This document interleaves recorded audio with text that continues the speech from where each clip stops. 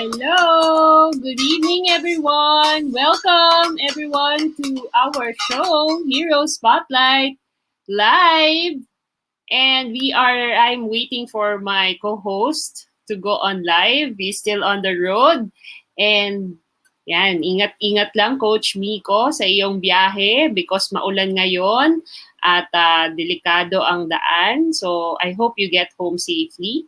So, kamusta kayo? How are you? So, this is our 13th episode of Hero Spotlight. Kalain mo yon, ang bilis ng panahon. And we are learning a lot from our guests who are entrepreneurs. And as mentioned, this show is all about sharing the journey of our entrepreneurs and even aspiring ones na gusto nating i-inspire so that they will get some tips and tricks on how to navigate their own businesses during these trying times. Ayan. So wait natin si Coach Miko ba? Kamusta kayo? Can you type in the chat box or in our comment section? How are you feeling right now? Nako, maulan ang panahon at medyo better. Hello! Hello! Ayan, humabot. Yes! Ayan, ibalita na natin sa kanila ang balita kasi parang laging late lately si Miko. Kasi meron akong commitment,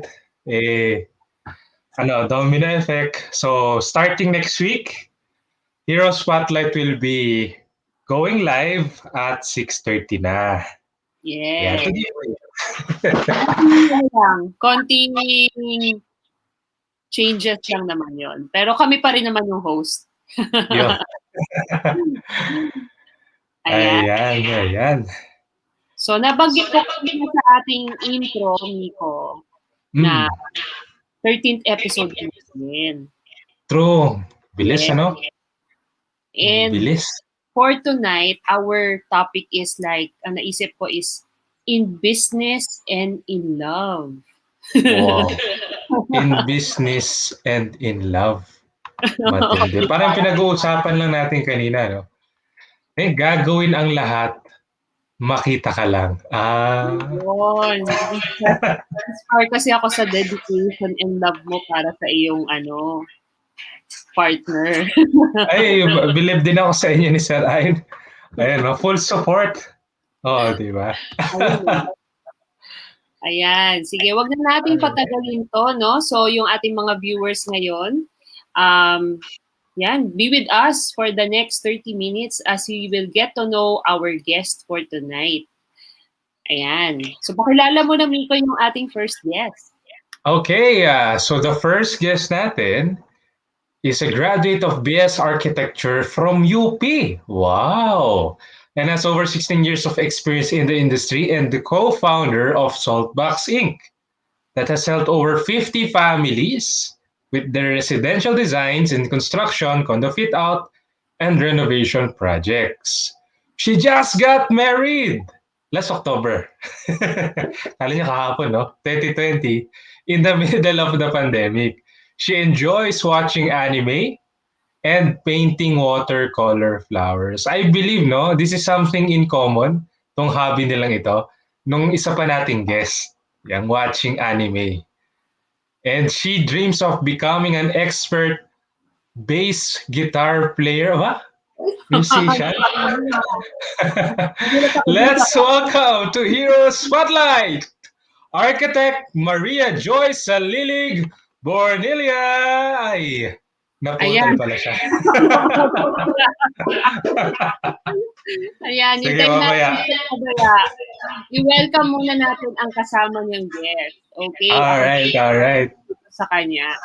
Our special guest, along with Majoy, is a managing partner of Urban Gepetto, an end-to-end digital agency that help business grow.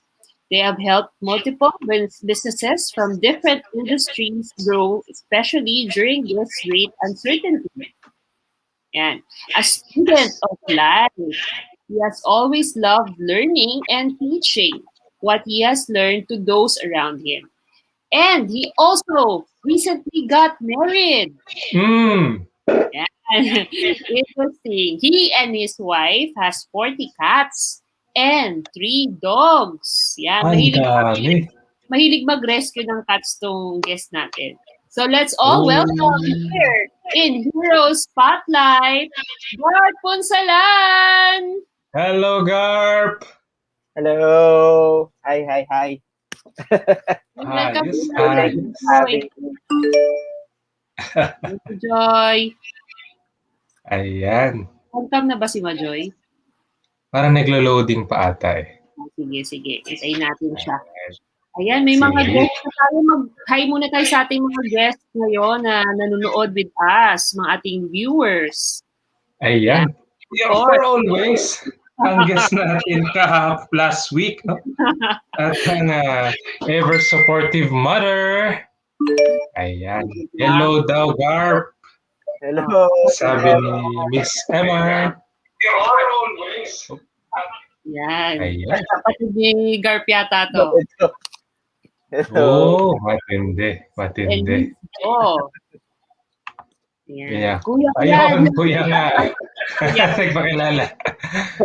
And of course, si Luis Oo. Lazarte Punsalan. Wife, Ayan. yung wife ni Garp. Matindi. Supportive talaga, no?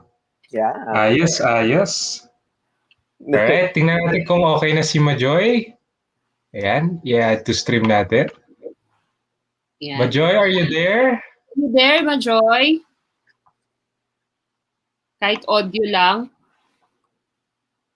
Ayun, kwentuhan naman natin yung ating viewers. Bakit parang medyo may technical challenges si Majoy? Oo. Incidentally, because of the heavy rains today, nag-brown out talaga sa bahay nila. So, ngayon, nasa loob siya ng sasakyan nila sa car, and supposedly doon siya magla-live with us. So, hindi natin alam bakit. Baka mahina ang connection, naka-data lang siya. So, yun, bear with us. Kung yan, medyo napuputol-putol lang siya sa ating connection. Hopefully, Baka later, nagdadrive. yan. Pagdasal natin na magka-ilaw na sa kanila para maka-join talaga siya ng maayos. Yes. So, for the meantime, Kahapon na lang. sabi natin ngayon. Yes. Tama. Garp, interested kami malaman. I know something about you kasi dati na tayo nagkasama, no? So, can you share to our viewers your background, no? So, paano ka ba nag-start ng iyong business? And ano yung ginawa mo para maging successful ka sa field ko? So, when it comes to digital marketing, we've been doing it for ever since 2015. So, mga 6 years, I think, more or less. Pero as an entrepreneur, medyo matagal-tagal na. Natatandaan ko yung earliest memory ko of being an entrepreneur. Yung nanay ko kasi, binilan ako ng PlayStation. So, yung lolo ko, binilan din ako ng PlayStation. So, dalawa na yung PlayStation ko. So, ginawa ko, sinet up ko yung TV sa labas. Tapos, binuksan ko yung gate. Tapos, pinaparenta ko yung dalawang PlayStation ko. So, doon ko na-realize na parang even at an early age that I really wanted to go into business. I really wanted to be an entrepreneur. So, yun, nag-ano na ako pala even early on. Pero pinasarado ako eh. Pinasarado yung PlayStation rental ko dahil nagmumura daw yung market ko. yung mga bata na pumasok sa loob, nagmumura sila. So, pinasarado ako at an early on. Pero yun yung earliest memory ko of being an entrepreneur. So, I guess it's in my blood. Yung mom ko kasi, ano rin siya, she's an entrepreneur. So, she was supplying, mga different accessories for different companies. So, medyo it runs in the blood na um, we did business. Siguro, what happened lang with me is I embraced my roots kasi I graduated sa Mapua. So, computer science. So, no 2015, we started actually sa web development company. So, we did websites. So, doon kami nag-start. So, ngayon, 6 or 7 years after, medyo end-to-end digital agency na. The reason why that happened, kasi noong 2015, kinakamusta ko yung mga kliyente namin. So, sinasabi ko parang, how is your website? How is it working for you? So, hindi sila happy. Hindi sila happy kasi even if maganda yung website, akala nila, may misconception sila na pag may website na, magkakaroon na sila ng leads, magkakaroon na sila ng mga kliyente, papasok na yung mga kliyente sa kanila. So, kami rin, we wanted to serve it. Parang ako personally, my mindset is of service talaga. So, parang, how do I help my clients talaga when it comes to business goals, lead gen? So, parang that's when when I understood digital marketing and how to align the funnel and how to help our clients talaga with the business goals. Kasi website alone, kahit na super ganda ng website mo, pero di ba pag walang nagma-market, walang pupunta, walang sense. So parang with that, eventually naging digital agency kami because we already understood that we needed social media and search and email and all of these platforms in order to help or create leads for the clients, be it consumers, B2C, or B2B. So, Wow. yun. Ano, embracing your roots and syempre, utilizing what you've studied and passion mo na ba? Passion mo na rin yung digital Actually, space? na-realize ko more than the web development part, mas nag-enjoy ako sa marketing. So, in a way, nag-evolve siya. I think kasi through marketing, you're able to support businesses eh. Parang sila kasi yung lifeblood, di ba? Parang sales and marketing ang lifeblood ng isang negosyo. Kung wala yon, wala. Kahit na may ops ka, kahit may IT ka, kahit may iba't ibang systems ka in place, without sales and marketing, parang it really is not effective. So parang mas doon ako eventually nag-lead towards and mas nag-enjoy ngayon and my roots ngayon. And yun nga, parang sinabi ko parang student of life. So when I love something or when I like something, I tend to devour content in it in whatever form, which I also relate with kayo, Coach Miko and Coach Janice, that are really into self-development. Ako rin, very important sa akin kasi yung self-development and mindset. And ako, naniniwala ako dun sa mga bagay na yun, na it's all about mindset, especially ngayong mga pandemic. That's really very important. So, yeah. So, yun. So true. Ako naalala ko yung earliest memory ko of being a entrepreneur was when I was in elementary din. Parang grade 3 ata ako, grade 4. May gustong-gusto akong bilhin. Ano yun parang brick game ata yun. Tapos, syempre, wala naman kami pera. Oh. Magbenta ka ng kahit ano. Di okay. Di nagbenta ako ng pastillas. Ang maganda rito, from scratch ko siya ginagawa. So pag-uwi ko galing school, ako ng pastillas. Tapos, elementary ako noon. Cute pa ako ng time na yun. Ewan ko kung cute pa rin naman ako hanggang ngayon. Joke lang. Naglalako ako doon sa high school building nung sa school namin. Kasi magkasama yung elementary, high school. Tapos, nakikita ako ng mga kaklase ko. Yeah. Sama kita. Bigyan kita ng ₱5. Oy, ₱5, laki na yan. So sila yung mga magkakatok-katok sa pinto, gano'n. Nakakatuwa din eh. Since we Galing. were early, di ba? Early in our Oo. age. And feeling Pagka, ko, oo.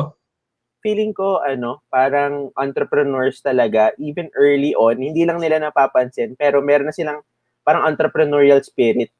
Mm, Maraket, mabenta, may bibilin, or may tama. magaling sa buy and sell, mga ganyan. Exciting Yes, lang yes. yung mga stories na ganun. True. So, eto na yung dalawa nating kasama. Pwede na bang bumalik? Nakabalik na si Janice. How about Majoy? Are you okay na? Ayan. Sorry, ayun na. Nawawala-wala Ayan. kasi yung internet. So, ikaw naman ang sa sunod naming tatanungin. Ano storya mo bilang isang Ay, businesswoman? hello. Sorry buti nagkaroon ng kuryente ulit. Oo nga. Ayan. So, good evening guys. Hindi ako naka-hello kanina. Our story, we started, ito sa idea lang eh. I was employed pa back then. And then, nilapitan ako ng business partner ko now. Sabi niya, parang what if mag-start tayo ng sariling company so that we can give jobs daw to other people. Kasi siya noon, nag-freelance na siya. And then, so doon, parang after some time ng, deliberating, nag-agree din ako and then we started our own company. Tapos, after a year pa, saka ako nag-resign and then talagang nag-full-time sa company na. Ayun. And then, yeah, now we are 8 years na. So, we started yung company namin as a design firm. And then, after mga 3 years, nag-venture na rin kami into construction. So, we do mostly residential projects. Ayan. So, anong pinaka-ano mo dyan? Sabi nga ni Faye, di ba? Pinaka-chicken joy nyo. Anong strength nyo? Design or construction side? Sa design talaga muna kami nag-start. Kasi yun din yung forte din ng business partner ko. So, kumbaga sa construction, baby pa kami. And also yung background namin ng business partner ko, we work for design firms talaga. So, yun. So, Design nangapa talaga. kami when we transitioned into construction. So, malaki-laking learning curve. Kumbaga. Ayun. Pero that's good Yung one of the main reasons kaya kayo nag-start ng business is to help other people by Mm-hmm. giving them, di ba, opportunities to earn. Yeah. Yes. Ikaw, And ano mo also, doon? kasi Take as mo doon. architect, Apo. gusto mo rin talaga magkaroon ng sariling firm so you can do your own design. Kasi when you're working like for another architect, siyempre, design niya yung masusunod. So, yun lang Oo naman. nga. Isa sa mga creative goals din. Oo. Kaya kami nag-start on our own. Yes. Ako, I agree din na parang with Coach Miko, what he was saying, na parang, the main reason I went into business is to serve it. To serve people, to serve my clients, so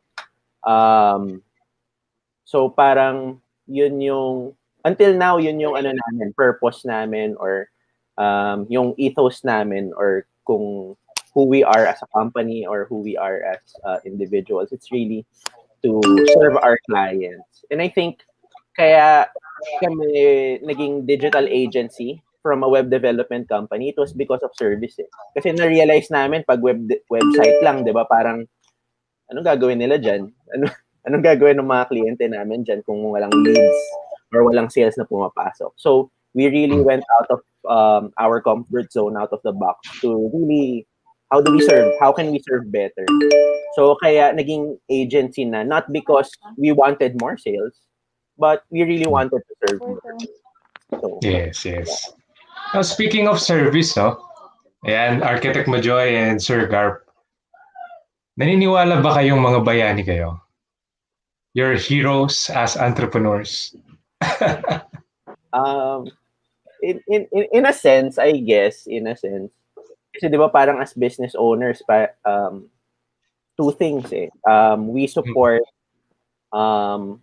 yung staff, the people we employ or the people who we as well as feeling ko what we do is very important, especially with business, especially in pandemic na a lot of them they parang especially ngayon 2021 weirdly enough lahat ng mga hindi nag-digital marketing ng 2020 parang na-realize na oh my gosh, parang this is the new normal talaga, parang we really have to pivot, and a lot of them they don't have any idea on how to do it or how to so sometimes even just consulting with me or even meeting up with me, they parang nalalaman na nila na parang okay, this is something that we can do. Misconception kasi na mahal ang digital marketing na kailangan ng super daming mga but in reality a lot of stuff in digital marketing any business can do na any business can implement it in their companies so parang yun lang, sometimes I just guide them on what are the immediate things that they can do and do it. Because I never push a service just because of a sale. Magbenta-benta. Hindi ako salesman talaga. I'm actually not a good salesman. But I'm good at helping people. So parang ganun parati yung angulo ko when we do digital marketing. It's really to serve. Kung ito yung kailangan mo ngayon, yun yung yun yung i-push natin. Hindi ko kapapushan ng kasi sa amin as an agency, ang dami naming service Kung makikita mo parang may planning, may strategy, may ads, may So parang it's my job din na to maintindihan talaga ng mga kliyente namin and not to overwhelm them. Kasi overwhelming na ang internet ngayon Overwhelming na yung digital ngayon. Parang ayaw na nila ng dadagdag pa na parang stressful naman kausap nito, parang dinadagdagan ako ng trabaho. So parang it's really simplifying So I feel that that's my job or our company's job is really to simplify things in a way na parang what would move the needle? Ano ba yung importanteng kailangan kong gawin ngayon para maging effective through digital? And that's so true, no? As a digital marketing agency, you're serving your clients.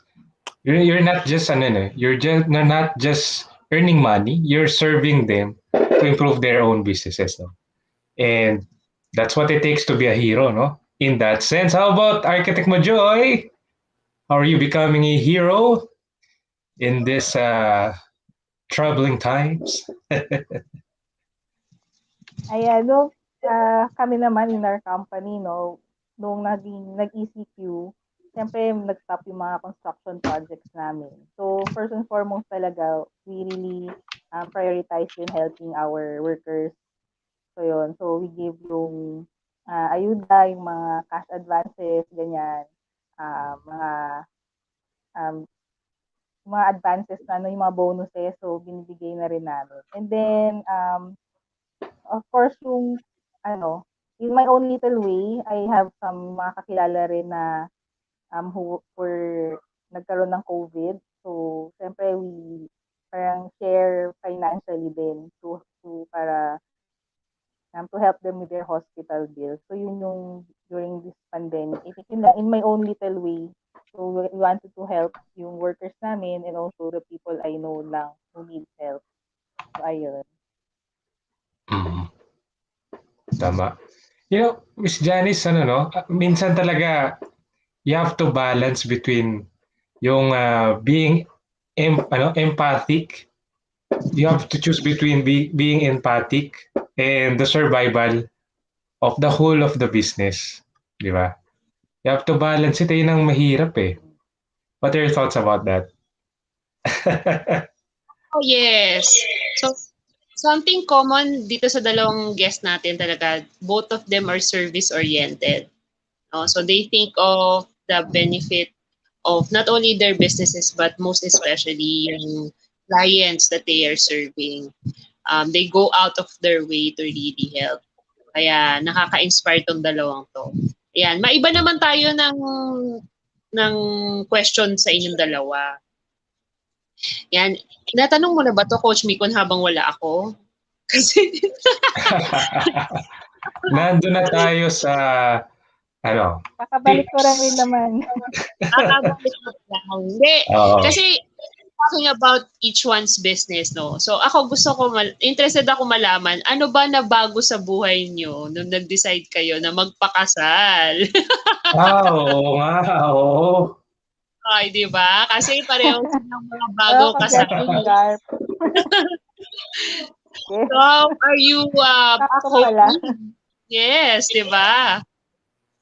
Ako ba muna? Ako yung most recent eh. So, Sige, Sige, si go. Garp. ayan. So, actually, kaya hindi ko na nilagay kasi si Majoy nilagay na. So, parang. So, I got married. Nato lang May 15. May 15, 2021. So, ano bang nagbago? Actually, I think sa akin,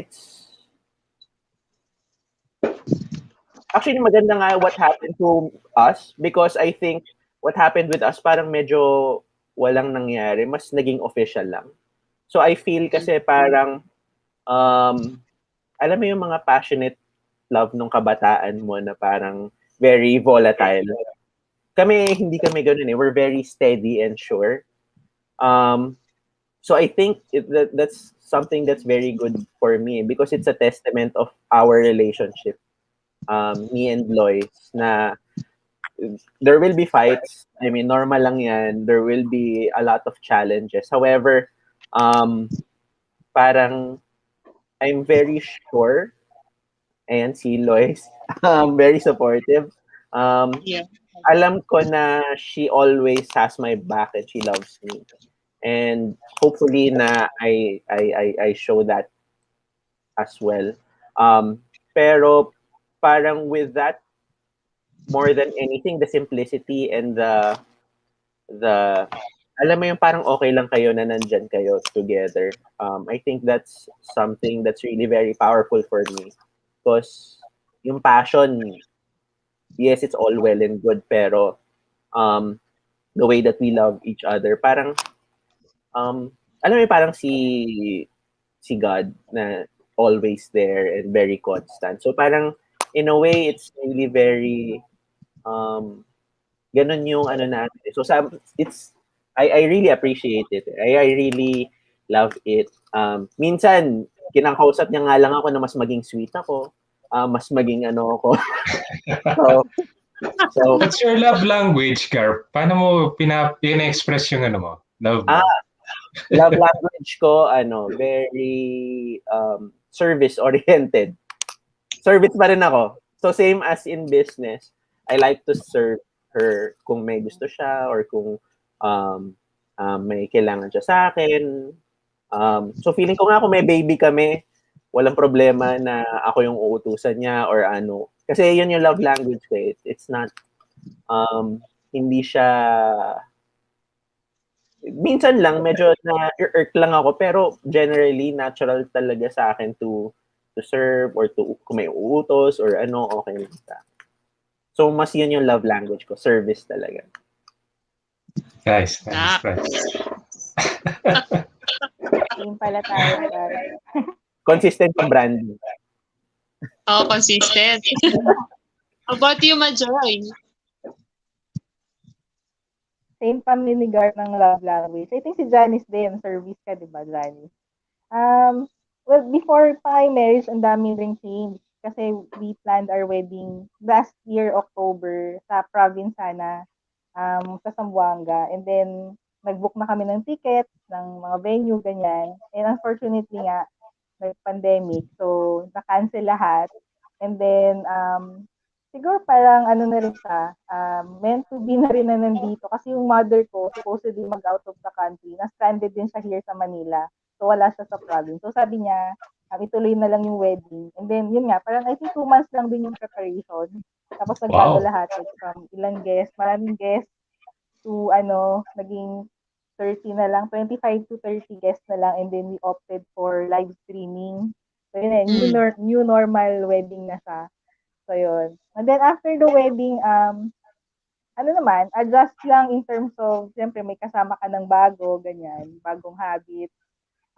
Magkaiba kayong culture, ganun, paano kayo matulog, ganun. yung mga oras nyo ng ganyan, gising at tulog, adjust. And then, ano na ako ngayon, yung parang nagiging mas housewife. So like before, medyo sobrang workaholic. So kailangan mong i-incorporate yung pagiging, yung pagluluto, pagiging domesticated dun sa, sa daily routine mo, ganun. Kailan ka mag-grocery. So yung mga ganung bagay, yun yung kailangan mong i-adjust nung nagpakasal na. So ayan. So hopefully, magkaroon din ng baby soon. Pero wala pa naman. Ayun. Ayan. Wow.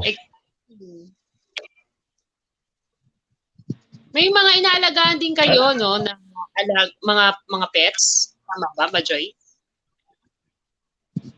Ako meron dalawang dog. So isang puppy, tapos isang senior dog na walang ginawa kundi kumain na lang at matulog. Kaya kumuha kami ng puppy ngayon na sobrang kulit. Sinisira niya yung mga laman, tapos yung parang may barrier sa gate kaya hindi siya makalabas, pero nakakalabas siya. Tapos pupunta sa kabilang bahay, yung mga ganung kakulitan. Gotcha. Ayan, may bago kaming inaalagaan muna ngayon habang wala pang baby. Wow. Kwento mo naman sa amin, Garp.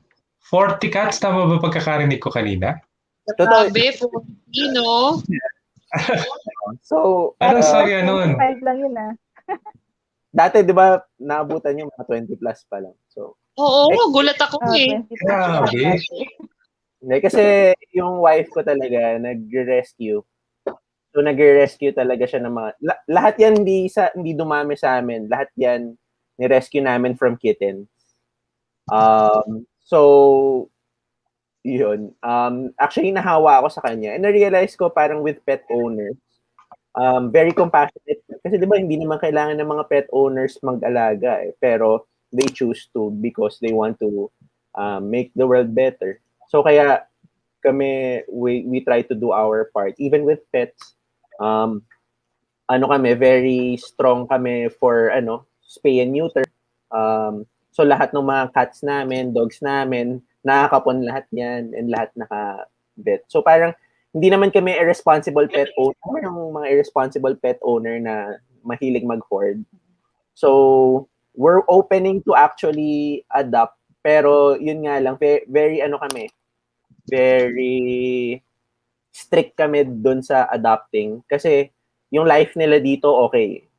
May vet, pet food, given talaga na So parang pag hindi mabibigay yon ng another person, better na dito na lang. Kaya naman namin. Pero ngayon, hindi na kami nag-a-adapt. So lahat ng mga nanonood dito na may balak mag-message sa akin, magpa-adapt, puno na po kami. Full house na. No? Full house na. Ayos, no? You know, we're talking about love languages, about love, marriage, and business. Kasi sa buhay ng isang tao, working man siya, employed or negosyante, hindi mo matatanggal yung state of his family will affect his state of mind and quality of life. Sabi nga, di ba, a happy wife is a happy life. Di ba, sabi? Yeah, alam yan ni Janice, di ba, Janice? Oo. At gusto ko lang i-share sa inyo ha. Kanina, we had a very successful event ni Miko and ni Majoy. We had our business open day sa BNI. And yun, ang ganda. Yes, di ba? Sobrang saya. Good morning, we're already exchanging businesses. So ngayon, nakakatawa lang kasi after that, gumising din na maaga yung husband ko. Eh, nagulat ako sa kanya. After that, pinaghanda niya ako nagluto siya, nag-bake siya ng munggo bread. Hindi ha. Wow! Yes. Tapos ang luto niya is beef. Parang yung beef sukiyaki ba yun? At saka salmon belly. Ganyan. That's our lunch. Sabi ko, wow! Effort kong effort. Sabi ko nga, bibili na lang sana kami ng something. Pag-grab na lang kami for celebration ng event ngayon. Pero nagulat ako na, hindi ko sinasabi sa kanya yun, pero he prepared that for me. Kasi ganun din siya, acts of service din ang kanyang love language. Ayun, matindi, matindi. Sana kami in-invite din. O pwede nga lang Ayos, kayo ano? pumunta sa bahay, diba? Pinapunta ko na kayo. Wow, matindi. Ako, Kung parang ako lang ata na iba sa ating apat. 5 pala kung sasama si Sir Ayn. Kasi ako more of sa ano ko eh, yung parang pakakainin kita ng pagkain, gano'n. Lalabas tayo, papa-deliver, more of gano'n ako eh. So parang may something na, ano tawag? Tangible. More of doon yung aking love language Ano naman. ka, sa gifts. gift, More on Mga gifts ka, gifts. Miko. Ah, Yes, oo. Speaking of gifts, di ba? Hindi gift ha, Pilipino kasi gift. Gifts po yan, no? Do you consider the pandemic as a gift? Yung perspective na ang pandemic na to, parang gift din siya when you look at it in a different perspective. Yan, Garp and Majoy. And speaking of a gift, laser focus tayo sa question na what was your experience na parang somehow change your mind, change your life, and you consider it a gift whether parang sobrang tragic nangyari sa'yo or sobrang saya, yeah. something like that. Sige, Garp. Ah, okay, sige. Um, for us, initially, last year, talagang stretch talaga siya. Even if kasi digital agency kami, yung mga clients namin na recurring, mga small businesses eh. So, tinamaan sila. So, dahil tinamaan sila, natamaan kami. So, nawala lahat yung kliyente namin. So, syempre, even if we're in a digital agency, parang ang daming fears, di ba? Parang, what's going to happen? Ano mangyayari? Magsasarado na ba? End of the world na ba? Ganun yung mga mindset that's really going through my head eh. So, I guess more than anything, the real, um, well, medyo success story naman that yung nangyari sa amin through the pandemic. Pero initially talaga, a lot of fear, a lot of anxiety, a lot of um, unknowns talaga that was happening. So I think what's helped me was that I had people and a lot of people who had a positive mindset that helped me also go through with it. Um, so parang I know that I'm not alone. That's why I'm able to pivot and kasi nag-pivot kami as a ano, ang daming nangyari actually sa business namin. Um, other than what I do kasi ngayon, I'm also a life coach and executive coach. So with that, I also try to study what is happening in the world. So I'm also an exponential organization consultant. So what that is see see exponential organizations. It's a global organization. And what they do is they looked at the 50 fastest growing companies in the world. So sila Apple, sila Google, sila Uber, sila Airbnb.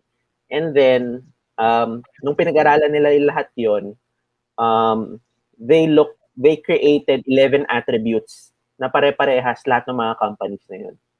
So what we do as a EXO consultant is we help businesses also apply all of these attributes para they thrive through disruption. So yun actually yung nakapagtulong sa akin. That's why we're also thriving as a company.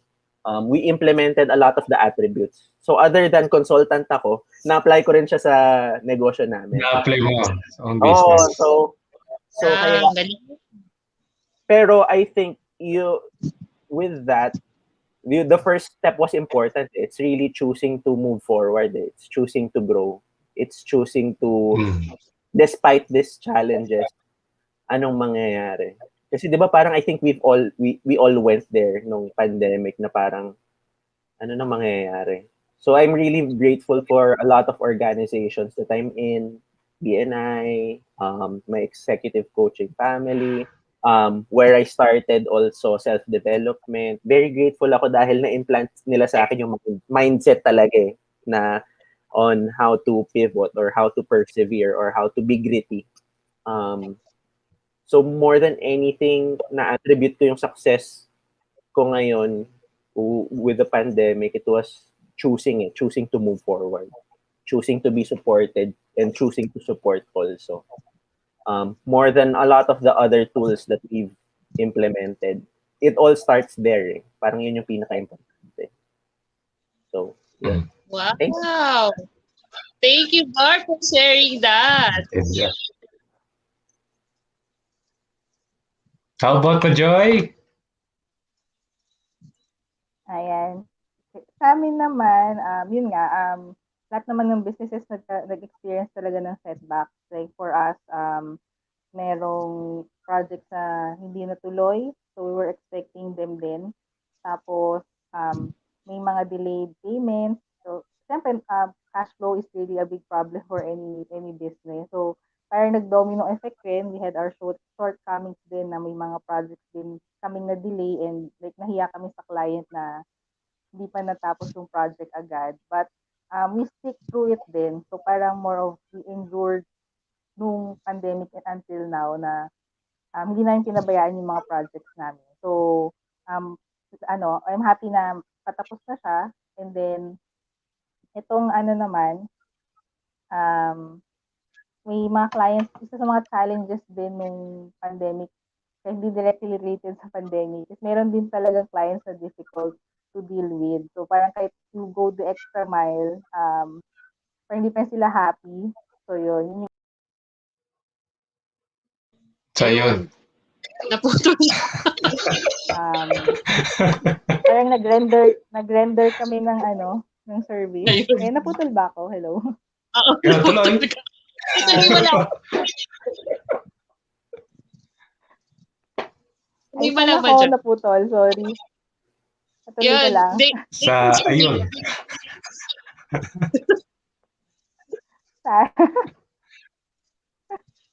You were talking about bigla kasi sa client. Yung client na mahirap. And then, meron ding clients na nag-render kami ng service. During pandemic to pero hindi kami binayaran. So parang, feeling ko na scam kami. Parang gano'n. So anyway, we decided na lang na parang hindi na siya gawing hinahabulin. Parang forgive na lang. So parang yung in itself, parang hindi na siya being a hero. Parang being a saint na. Kasi we chose to forgive na lang yung client na yun.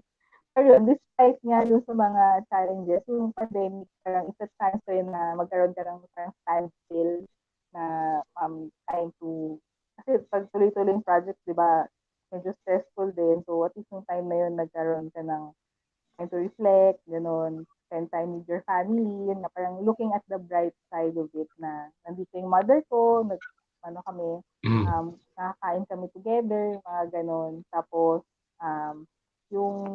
yung routine yun, nanonood kayo ng Wawawin pag 5 p.m., mga gano'n. So, yung mga enjoying lang yung the little things. Ay na-experience ko despite of the difficulty. Of course, syempre, yung last year nga is mahirap, pero since I got married last year, di ba? So, parang yun yung bright side, yun yung gift sa akin noong 2020. Ayun, saktong-sakto sa October 10, 2020. Ayun. Wow. Yan. There is always something like special kahit na may crisis, di ba? Minsan you're forced to do something out of your comfort zone. And minsan, ito yung breaking point for you to decide to make a life-changing decision. Kaya nang ginawa niyong dalawa. Di ba? Nagpakasal kayo. Life-changing talaga yan. Itong live streaming bago rin sa akin. So, yan. Achievement unlocked. Yes. Mas masaya ang buhay pag dalawa kayo, of course. Ayan. So, for our final question sa inyong dalawa, ano ba dapat sa isang entrepreneur, no? Can you give some tips to our viewers ang dapat nilang alagaan or i-prioritize para patuloy tayong maka-cope up dito sa situation that we have? Yan. Ano ba yung kailangan nating alagaan or i-prioritize? Any one of you can go. Ayan, si Majoy. Ay yung parang what aspect, 'di ba? For me Yeah. kasi, yun nga, parang who you are as an entrepreneur, as a business person. Hindi siya because lang you work hard for it. So, maraming aspects nga in your life na that could affect who you are now, yung success mo. So, sa akin, balance pa rin talaga is important. So, like, nabasa ko before kung yung life mo is parang stove. So, if you on yung career na portion, tendency is ma-sacrifice yung health, yung relationship, diba? Yung ibang aspect pa, yung spiritual life, may tendency to sacrifice. So, as much as possible, to keep all of those balance para maging stable ka pa rin as a person. So, yung personal well-being mo pa rin talaga is important. And yung relationship, important talaga na you stay connected with your friends kahit mahirap ngayon through online. Iba pa rin talaga pag face-to-face. Pero, yun, reach out to people, ayan, and yung pagdating sa business mo naman, ask help din. Mahirap pag mag-isa ka lang. Ask help kung how they pivoted, ano yung ginawa nila during this time, kumustahin mo sila, and maybe you can adapt mga ganong practices din for your business. Ayun, and ano pa ba? Ayun lang, yun lang naman for me. Thank you. Thank you, Majoy. Yay. How about you, Garp? Ako, what aspect? I guess ngayon, mas na-highlight yung mga entrepreneurs, yung mga nagsasucceed ngayon, mga napapansin ko, yung main focus nila is really serving their customers or how they serve better their customers. So, I have a few dun sa circles ko na parang despite the pandemic, they're thriving right now because their focus is on helping. And I think this is not only in entrepreneurship eh. Kasi like for example, with the rise of community pantries, parang a lot of people are craving now to support each other. Yung bayanihan, yung tulungan talaga.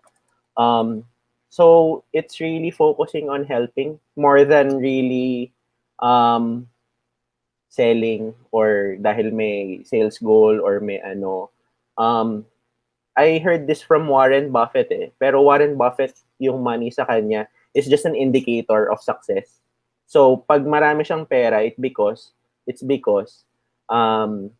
na tama yung ginagawa niya. Or tama, a lot of people are believing in him, a lot of people trust him. And so it's an indicator. So for me, it's kind of the same na parang when we're growing as a company, it's an indicator that, oh, we're doing the right thing. We're supporting our stakeholders na kakatulong tayo. So that's why binibigyan tayo ng maraming negosyo. So I think it's really that. And of course, that doesn't mean naman na papabayaan natin sarili natin. I think more ngayon din, it's really self-love is very important, mental health is very important, and really developing oneself. So parang the best investment you can do with yourself is really to invest in yourself. Eh. Be it health, be it reading books, be it mindset, be it ano. So parang it's now the time talaga. And I think na a-amplify yun ngayon with the pandemic. And more than ever, connectivity is very andali niya na lang eh. You can now talk to a lot of people that you weren't talking to from before, di ba? Parang napapansin ko nga yung mga friends ko nung college or ano, nakakapag-usap na kami ngayon. Dati parang wala kaming oras makipag-usap and ano. So I think it's really all of that eh. It's really mindset. It's really being of service. It's all investing in yourself. And marami pa pero yun yung mga top things that are popping in my mind right now. Mm. You know, ang ganda ng usapan natin, no, Coach Janice, Architect Majoy and Garp. Sabi nga ni John Maxwell, connecting is all about others, not you. And this is the time, yun yung gift this pandemic. Especially you guys na ang love language nyo ay service, you're really natural connectors to other people. And this is the time now more than ever that we need to stop the disconnect and start connecting with each other, not because of monetary gain, but because of pure love and compassion with each other. Bigger heart. Ayan, napaka-inspiring ng ating episode ngayon. So before we go, we'd like to invite our guests, Majoy and Garp, to invite our viewers to your businesses. Yan, go ahead. Majoy. Ano yun, isi-share yung mga links namin. Yes. Ayan. So, good evening. So, thank you for watching. I'd just like to invite everyone to like our page, facebook.com/saltbox.ph, and we're also on Instagram. Yan. So, thank you. Thank you, Janice and Nico. Yay! Yan. How about Thank you, Mayo. And thank you, everyone who watched. I hope you gain something of value from us. If you guys need any support when it comes to anything digital, we can support you there. Just visit urbangepeto.ph or visit our socials in Urban Gepeto, both Facebook and Instagram. Thank you. All right. So thank you so much, Garp and Majoy, for being with us in our 13th episode. Yan, si Monkey D. Garp and our Rage Heroes. So yun yung nabanggit natin kanina, no? You both like anime, tama? Sakto nga, mas before. Sakto. Yes. Before. Nung may time pa, nung bata-bata pa. Totoo yan, Nanonood totoo. pa rin. Distress yan, no? Pang distress. Thank you. Thank you. Thank you so much Thank po. you. Thank you very much. Thank you very much for having us. Congrats, guys. Congrats 3 po. months. Congrats. Thank you you. po. Thank you, Coach Nico, Coach Janice. Thank you po. Ayan. Nakailang ka kanina? Hindi ko na nabilang eh. I've been using a phone the entire time. Ako. Pag may pinipindot ako dito, nag-exit ako. Ayun. Ayun pala nangyayari. Buti na lang hindi ko na-i-end. At least, di ba? At least. Alright. Ikaw, anong last, mga realizations mo with our session today? Ano ba? Ang dami ko kasi, disconnect eh. Okay, ito mo na lang kung ano yung mo. I'm so happy with our two guests. Kasi for the benefit of our viewers, ayan, si Garp and si Majoy, I've been with them for the past how many? Siguro mga 2 years. We were trying to build sana a group in BNI. Pero unfortunately, hindi kami nag-succeed doon. But we are happy na at least kahit hindi kami naging successful doon sa goal yon, we are still in one organization. So we're able to join. And this month, we were able to celebrate kami ni Majoy our first year anniversary. Wow. So, nakakatuwa kasi it's like something na 2 years mong inintay na maging part ka ng isang organization na you so much believe in the advocacy. Tapos now you're celebrating 1 year anniversary. So parang I'm so much grateful for the opportunity. Kaya nga ginagawa natin tong mga services na to kasi it's something that we know will also help other business owners. So yan. Ikaw, Mika. talaga, no? Masarap sa feeling yung pinaghirapan mo, pinagsikapan mo, hinintay mo, yung may delayed gratification. Kanina, yung isa kong kasama, ang sabi niya, Kuya, anong pagkakaintindi mo dito? So yung quote na pinabasa niya sa akin ay sa isang HR manager. Yung question ay, or sorry, yung statement, good work must, in the long run, receive good reward or it will cease to be good work. So yung sinabi ko sa kanyang analogy, bawa one day, naghugas ka ng pinggan. Kasi yun yung parang love language mo, for example. Dahil siguro nakaka-attend ka ng seminar about loving your parents or meron kang gustong hinging tulong sa magulang mo, medyo bata-bata pa kasi. So sa umpisa, okay. Pero habang paulit-ulit mo siyang ginagawa, darating yung time, yung special feeling, magiging ordinary na lang. And pagka hindi mo nakuha yung expectation mo sa dulo, or naging normal na din yung trato mo at ng mga tao sa paligid mo, in that certain thing, nagiging ordinaryo siya. So yung feeling, kumukupas, and speaking of love, di ba? Kaya ba, nagpumasok ng love topic ngayong araw na to? Ba't nga ba? Ay, di ba? Sabi nga, may napanood din akong sa isang vlogger. May sabi, pagka daw pag-ibig, dapat iba-ibang putahe. Kasi nakakasawa daw yung isang ulam. Sabi nung isa, mas masarap pag isang ulam lang. Kasi magsasawa ka talaga at mapapagod ka at magiging ordinary yung special yung spark feeling. And according to psychology, 3 years yan.